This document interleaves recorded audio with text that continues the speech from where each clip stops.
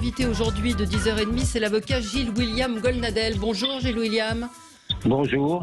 Vous êtes avec nous, vous êtes avocat, président d'Avocats sans frontières et vous avez annoncé hier sur votre compte Twitter que vous alliez porter plainte vous-même, poursuivre les tweetos, tous ceux qui ont tweeté, qui ont fait des tweets antisémites à l'encontre de de la première dauphine Miss France, April Benayoun. Elle a révélé que son père était d'origine israélienne. Ça a suscité de très nombreux commentaires antisémites sur les réseaux sociaux. Je rappelle que le parquet de Paris a décidé d'ouvrir une enquête et vous, Avocats sans frontières, avez décidé également de poursuivre ces tweetos. Ah oui, mais c'est-à-dire que nous, dans la lignée de la saisine du parquet, nous allons nous constituer partie civile comme nous pouvons le faire statutairement. D'accord. Est-ce qu'il y a moyen de les retrouver parce qu'on peut lire ici ou là que de très nombreux comptes ont été supprimés, qu'il est très compliqué de les retrouver. Donc comment ça se passe une enquête comme celle-là? L'enquête, elle va être diligentée par le parquet, qui a plus de moyens techniques et financiers qu'Avocats sans frontières pour le faire. Donc ce sont les services du parquet, ce sont les services policiers, mais ça dépend beaucoup aussi du bon vouloir de Twitter.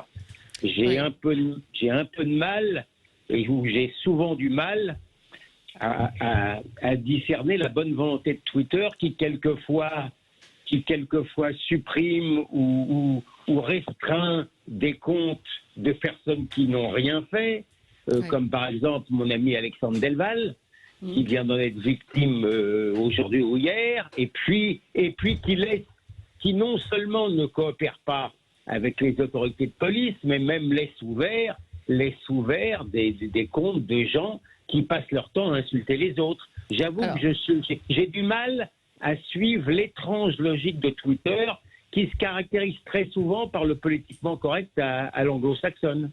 Oui, ou un problème tout simplement d'organisation. Moi, j'ai envoyé ce matin un message au patron de Twitter. Bon, normalement, on passe par le service de presse. Il m'a dit de passer par son service de presse. C'est vrai que je m'y suis prise un petit peu tard, mais ils sont assez rares et ils s'expriment assez peu. Ils répondent assez peu aux questions quant à la modération. On l'a évoqué ici même sur Sud Radio, la modération des comptes divers et variés. Et j'ai rappelé que le propriétaire du compte de Baraka City avait impunément, il a finalement été poursuivi, mais en tout cas il a pu impunément déverser sa haine contre Zor Habitant, contre Zineb El Razoui, sans que rien ne soit fait. Donc c'est ce fonctionnement-là. Il y a Twitter qui est en cause. Après, on peut parler aussi de l'antisémitisme et de la violence des tweets qu'on a pu voir et du nombre de tweets. Ce matin, le Figaro racontait qu'il y avait sur Twitter une très forte augmentation, pas seulement sur cette affaire-là, mais des tweets antisémites. Au-delà de ça, il y a la question de l'antisémitisme, et je l'évoquais tout à l'heure avant qu'on vous perde, à savoir que les propos antisémites ont fortement augmenté, en particulier sur Twitter. On est passé de 64, j'ai plus noté le chiffre, mais 64 à 84%. Quand c'est pas Twitter, c'est autre chose.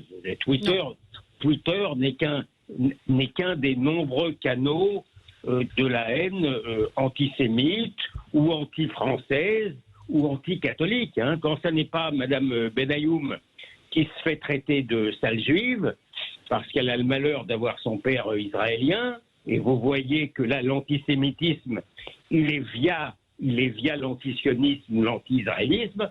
C'est la famille Lefebvre, la famille catholique, qui s'est illustrée dans une émission, qui se fait traiter de tous les noms. Ne croyez pas que c'est un hasard. Alors quand j'entends les radios de service public m'expliquer tranquillement que c'est l'extrême droite, j'hallucine. Pardon pour l'expression un peu triviale. Ça fait 30 ans, ça fait 40 ans, ça fait 50 ans qu'on veut nous vendre la fameuse piste de l'extrême droite. Pendant l'affaire Mera, on m'expliquait que c'était l'extrême droite. Pendant l'affaire Copernic, on m'expliquait que c'était l'extrême droite. Pendant la rue des Rosiers, on m'a expliqué que c'était l'extrême droite. La réalité, c'est que depuis 1945, le sang juif qui a coulé en France, il ne coule pas de l'extrême droite. Pardon d'être un juif du réel. et un avocat qui connaît ces dossiers. Le sang juif qui a coulé, depuis la fin de la guerre, il coule uniquement de l'islamisme ou du conflit israélo-arabe, avec d'ailleurs une bienveillance et une indulgence particulière de l'extrême gauche et de ce que j'ai déjà appelé il y a 30 ans l'islamo-gauchisme. Donc qu'on arrête un peu, que les hypocrites arrêtent de nous expliquer d'où ne vient pas le mal en réalité, parce que leur fausse compassion à l'égard des victimes juives se prouve justement par le fait qu'ils refusent de regarder la réalité en face. Et moi, j'en veux autant aux gens qui nous ont mis depuis 30 ans ou 40 ans sur des fausses pistes que sur les crétins islamistes qui insultent à longueur de journée. Comment vous expliquez ça, qu'on en soit encore là aujourd'hui et c'est quand même des tweets d'une violence absolue. Non mais la réalité, il y a une indulgence, c'est la même indulgence. Si vous voulez, c'est l'indulgence par rapport à l'islamisme, parce qu'on considère, c'est toujours pareil. C'est toujours pareil. Aujourd'hui, le musulman serait forcément la victime à plaindre, et le juif est considéré maintenant comme un super blanc, si j'ose dire. Si on ne comprend pas la grille idéologique explicative de cette bienveillance fautive, de cette indulgence coupable, on n'a rien compris. Sans parler évidemment du palestinisme totalement débridé d'une partie de l'extrême gauche. Ce sont ces gens-là qui ont, d'une certaine manière, permis justement et autorisé ce genre de débordement. Voilà pourquoi je leur en veux beaucoup. Mais pour l'instant, on va voir, l'enquête va se... Alors, écoutez, l'enquête, j'ai pas besoin... Pardon, excusez-moi, Valérie Expert, j'ai pas besoin de mettre des grands enquêteurs sur la piste. Moi, j'ai vu certains tweets, ils étaient ornés de drapeaux turcs ou de drapeaux palestiniens. Ça sent pas tellement la piste de l'extrême droite. Hein. Non, on peut vous dire que c'est un complot aussi, que c'est... Pardon de ne pas être complotiste.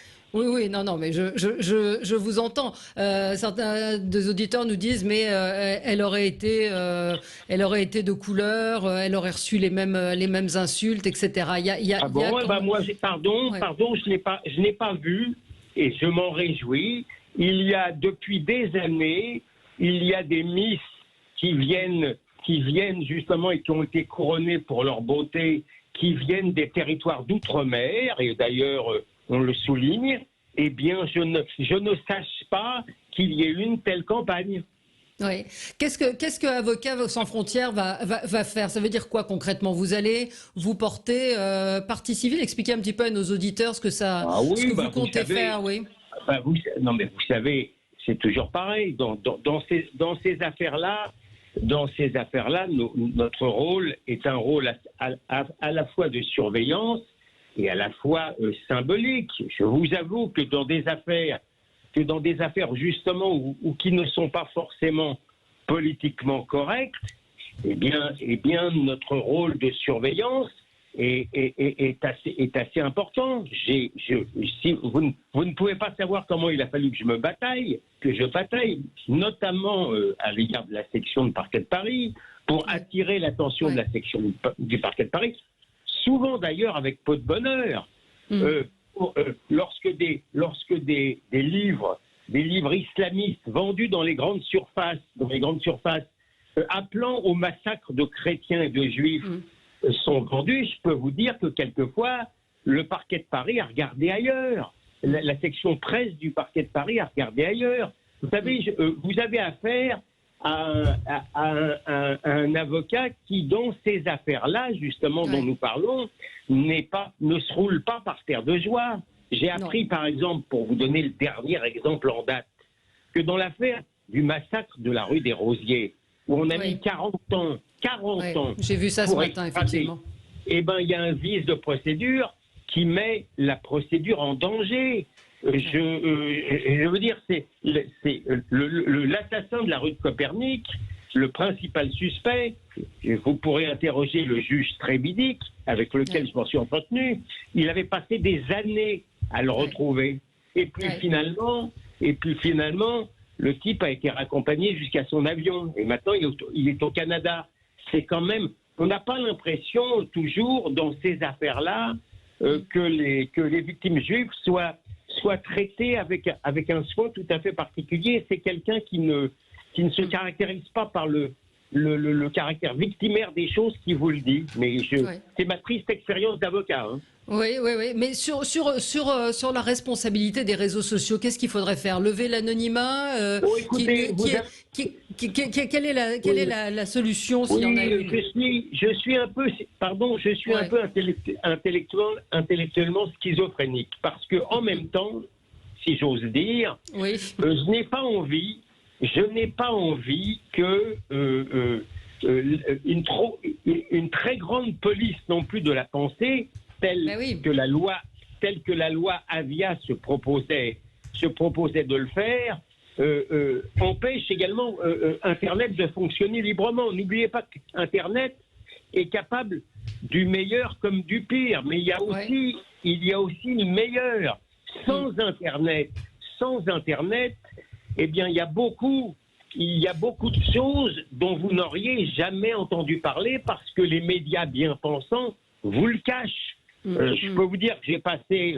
vous avez vu cette vidéo où on voit un père de famille voulant récupérer, le scooter de son fils.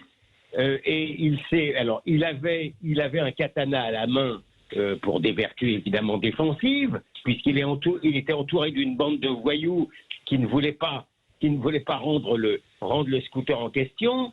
Il s'est fait copieusement lyncher, il est traité de sale blanc, nique-le, tue-le. Et ben, je peux vous dire que hormis les réseaux sociaux, vous n'en auriez jamais entendu parler. Mais la limite, j'ai envie de vous dire, la limite, c'est la loi. C'est-à-dire que c'est les propos antisémites, racistes, incitant à la haine raciale, qui tombent sous le coup de la loi, devraient être condamnés. C'est la limite. Valérie, la limite, je vais vous dire, moi, je suis contre l'anonymat. Voilà. Moi, ma limite, c'est que je suis contre l'anonymat. Je ne veux pas qu'on me fasse des mots-clés, etc., qu'il faille que finalement on soit à la merci de ces gens-là. Mais là, je reconnais bien volontiers, l'anonymat pour moi n'est pas défendable. Je veux que les gens qui prennent leurs responsabilités lorsqu'ils écrivent quelque chose, soit effectivement on puisse les poursuivre. Mais hormis l'anonymat, je ne suis pas non plus pour que l'État puisse surveiller forcément les contenus et les interdire, parce que je suis extrêmement méfiant par rapport au politiquement correct. Voilà. Mais donc, vous savez combien il y a eu de tweets ou pas samedi soir lors de l'élection de Miss France? Est-ce qu'on a eu une idée du nombre de tweets qu'il y a pu y avoir? Mais comment voulez-vous que je sache? Pardon, je ne veux pas jouer les victimes, mais moi, celui qui s'exprime aujourd'hui devant vous, chaque jour, je dis bien chaque jour, je fais l'objet, je ne veux pas toujours les regarder parce que je vous mentirais en disant que ça m'obsède, mais chaque jour, je fais l'objet d'injures particulières tournant autour de mes origines et autour de ma manière de penser. Et souvent, on ne me souhaite pas le plus grand bonheur, vous voyez. Donc, donc, vous imaginez bien que le soir en question, dans la folie électronique, parce qu'il y a aussi un caractère névrotique, j'ai écrit un bouquin qui s'appelle Névrose médiatique, qui traitait de ça. Dans la folie électronique, les gens s'excitent les uns les autres. On est dans un phénomène de foule médiatique. Bon, alors donc, je suis incapable de les quantifier. C'est évidemment un nombre très impressionnant puisqu'ils s'excitent les uns les autres. Donc voilà, moi j'en ai vu quelques-uns qui n'étaient pas piqués des hannetons mais je suis incapable de vous les quantifier. Alors, j'ai reçu à l'instant la réponse du service de presse de Twitter. Je reviens vers vous concernant votre demande. Donc, le président de Twitter France est indisponible. Nous sommes contraints de décliner votre invitation. Très bonne journée. Voilà. J'aimerais bien un jour qu'il puisse s'exprimer et nous expliquer comment se fait cette modération et pourquoi, effectivement, on peut voir ce qu'on a vu samedi soir en direct et ce à quoi on assiste régulièrement sur les réseaux sociaux et en particulier Twitter. Voilà. Merci à vous, Gilles-William Goldnadel. Merci d'avoir été avec nous ce matin sur Sud Radio.